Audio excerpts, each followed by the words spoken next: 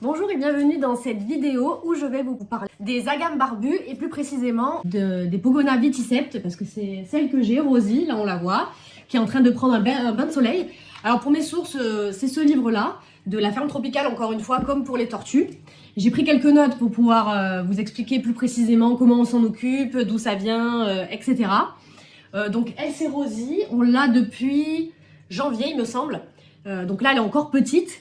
Faut savoir que ça va faire jusqu'à environ 60 cm. C'est pas le plus grand des Pogona parce qu'il y a plusieurs familles. Donc les deux plus grandes espèces, c'est le Pogona viticept, c'est Rosie, c'est celle qui est le plus adoptée d'ailleurs, et le Pogona Henry Lawsoni, qui est lui plus petit, c'est le plus petit des Pogona qui existent. Donc ça va en fait de 30 cm à l'âge adulte, donc c'est celui dont je vous parlais, le Henry Lawsoni, et jusqu'à 75 cm pour le Barbata. Voilà, donc elle fera environ 60 cm, c'est une femelle, enfin de ce qu'on nous avait dit quand on l'a prise. Faut savoir que le Pogona vient de régions arides et chaudes d'Australie, donc ce qui explique qu'ils ont vraiment besoin de chauffage, d'une grande source de chaleur, parce que c'est des régions où il fait très chaud. Dans l'habitat naturel, la température varie entre 20 et 50 degrés et ne va pas en dessous de 20 degrés. Donc c'est un animal à sang froid, c'est comme les tortues. Comme beaucoup de reptiles, qui ne peut pas réguler sa chaleur elle-même, donc c'est pour ça que voilà, point de chaleur, et d'ailleurs c'est son endroit préféré, elle va là prendre un petit bain de soleil parce qu'on a une lampe LED qui fait de la lumière, plus tard on aimerait en avoir une plus grande qui fait tout le long du terrarium, ça c'est un terrarium qu'on a récupéré qui est en verre. Il y a des aérations, parce que c'est très important qu'il y ait des aérations. Là on a mis un petit bout de carton parce que pour bien fermer, on a une petite fille d'1 an, on n'a pas envie qu'elle s'amuse à ouvrir. Rosie, ça m'étonnerait qu'elle s'amuse à ouvrir, parce qu'en plus on voit qu'elle n'a absolument pas envie de s'échapper, hein. J'essaierai de la prendre tout à l'heure pour que vous la voyez mieux, mais c'est vrai que chaque animal a son caractère. C'est un des reptiles les plus simples à élever. Enfin, c'est vraiment gentil, c'est pas domestique, parce qu'on n'aura jamais une relation qu'on peut avoir avec un chien ou un chat, mais c'est un animal qui est agréable, et voilà. Bon, après, Rosie a son propre caractère, comme tout animal, et Rosie n'aime pas trop être prise. Alors moi je force pas le truc, on m'avait dit à un moment d'essayer de forcer en donnant des friandises, etc. Moi je force pas trop, je la prends quelques fois pour que voilà, elle soit habituée à moi, à nous, qu'elle n'ait pas peur si on doit la manipuler, mais voilà, je le fais pas tous les jours. Et je la laisse assez tranquille parce que je vois qu'elle aime sa tranquillité, elle est bien. Avant on avait un terrarium qui était plus haut, mais en fait c'est des animaux qui ont besoin d'un terrarium assez large et bas, parce qu'en fait ça va aller chercher sa source de chaleur, voilà, ça aime beaucoup se mettre en hauteur. Alors il faudra que par la suite on achète des cachettes parce qu'il n'y en a pas assez. Bon là vous voyez, il y a son eau, très important d'avoir de l'eau qu'il faut changer tous les jours parce que ça peut faire ses déjections dedans. Ça aime prendre des bains, certains, elle je l'ai jamais vu. Et à côté une petite gamelle avec de la nourriture. Alors pourquoi on appelle la gamme barbu? Parce qu'en fait c'est par rapport aux écailles épineuses qui se trouvent autour de la gorge et qui se hérissent en cas de menace ou de domination, voilà. Alors c'est vrai que elle, quelquefois quand je veux la prendre et qu'elle n'a pas envie, elle va s'hérisser. Donc voilà, pour me montrer qu'elle n'est pas d'accord, comme un chien va grogner pour dire « Oh là, attention, là j'aime pas trop ce que tu fais ». Donc c'est pour ça que j'aime pas la forcer. C'est un animal qui vit sur le sol, même si ça aime pouvoir se mettre en hauteur pour justement avoir les rayons du soleil. Bon là c'est la lampe. D'ailleurs c'est bien d'avoir un terrarium d'été ou alors de déplacer simplement ce terrarium là à l'extérieur quand il fait bien chaud. L'été, comme ça elle peut prendre les rayons du soleil qui sont quand même toujours mieux qu'une lampe UV, UVB, UVA. Je vous expliquerai ça plus tard. Alors pour les couleurs, il y en a plusieurs. Ça va du gris-brun, jaune, orange, rouge. Nous, elle est orange. Je vous mettrai des photos des types de couleurs qu'il existe. C'est un animal qui mue, comme les serpents. Donc là, elle est en train de muer d'ailleurs, et donc elle perd sa mue naturellement. Il faut quand même surveiller parce que des fois, il peut y avoir des soucis et la mue ne s'en va pas correctement. Et donc, s'il y a besoin, il faut l'enlever délicatement. Mais nous, pour l'instant, il n'y a pas eu de souci. Elle mue bien. D'ailleurs, la mue veut dire qu'elle est en bonne santé. Le matin, le Pogona a besoin de se réchauffer. Donc nous, la nuit, on ne met pas de chauffage. On l'a eu fait au début. Là, on le fait plus parce qu'en fait, il y a plusieurs écoles.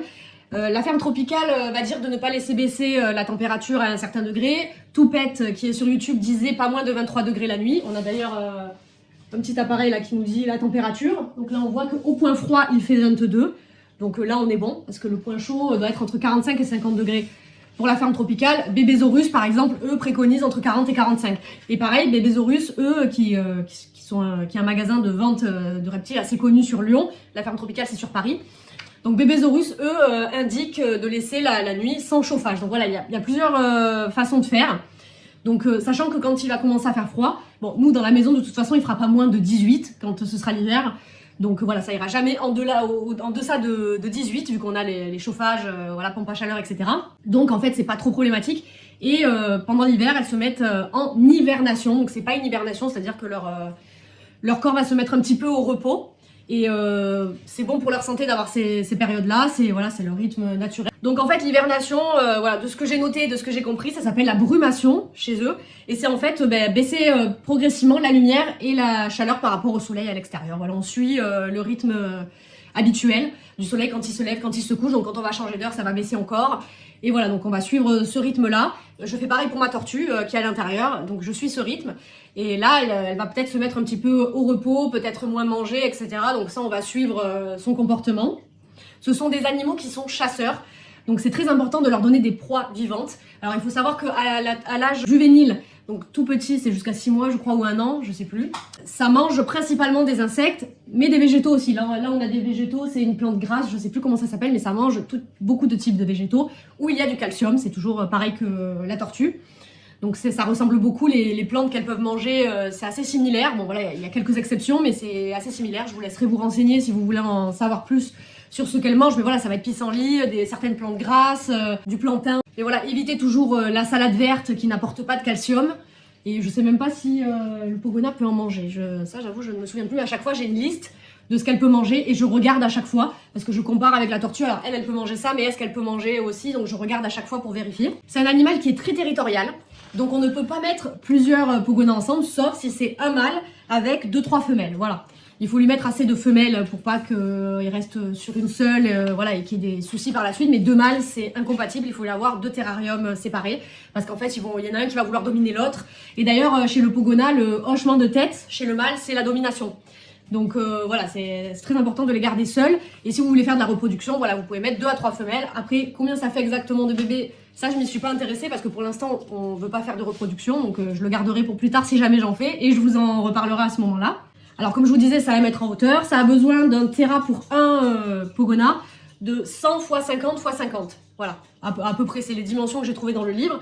Si vous en avez plusieurs, c'est 125 x 100 x 75. Voilà, c'est un peu plus grand. Pour 2-3 spécimens, voilà, c'est ça. Et il faut que ce soit dans une pièce à vivre. Donc voilà, nous, c'est dans notre salle à manger.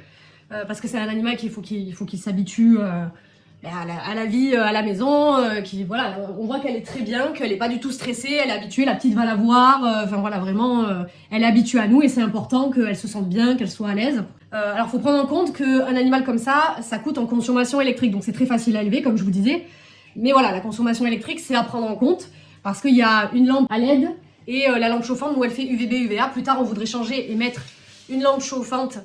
Donc là, je crois que c'est du 100 watts. Et parce que c'est en verre, donc c'est pas hyper bien isolé. Donc il faut quand même quelque chose de très puissant. Faites attention à prendre toujours des appliques qui vont avec la lampe.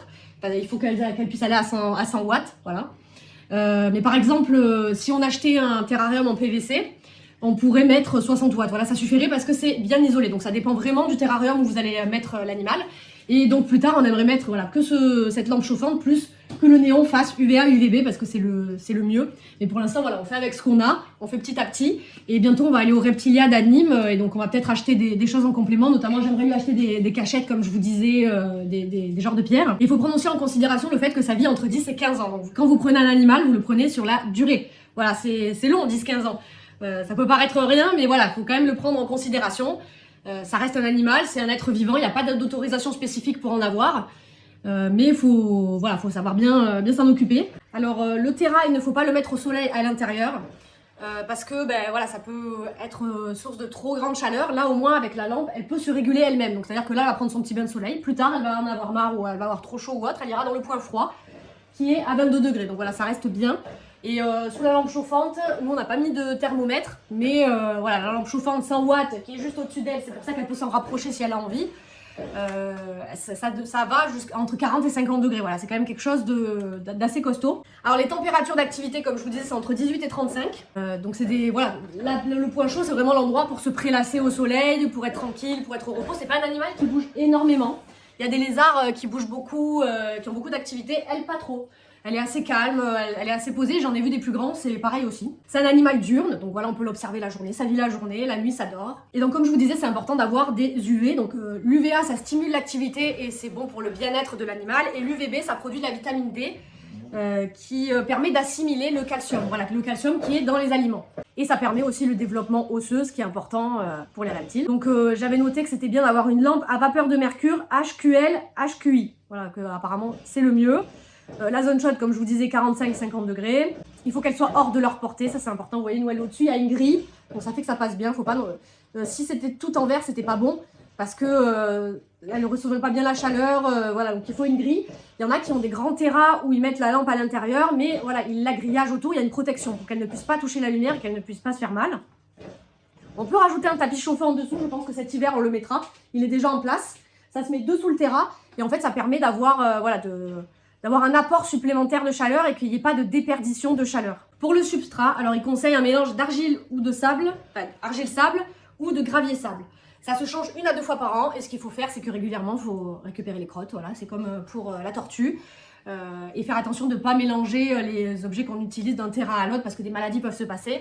D'ailleurs, les parasites peuvent se passer de la gamme barbue à l'humain. Donc pareil que pour les tortues, bien se laver les mains, bien nettoyer les objets pour ne pas passer de maladies. L'eau, c'est tous les jours comme je vous disais, il faut toujours mettre de l'eau à un reptile et les reptiles aiment l'eau propre. Voilà, donc c'est important. Bon, je la change pas spécialement tous les jours, vraiment, même si c'est ce qui est le plus conseillé, mais je la change régulièrement parce que je sais que ça aime l'eau propre et qu'elle puisse se restaurer ou se baigner dedans si elle a envie. Il faut un taux d'humidité qui est entre 40 et 60%, pas plus de 60%.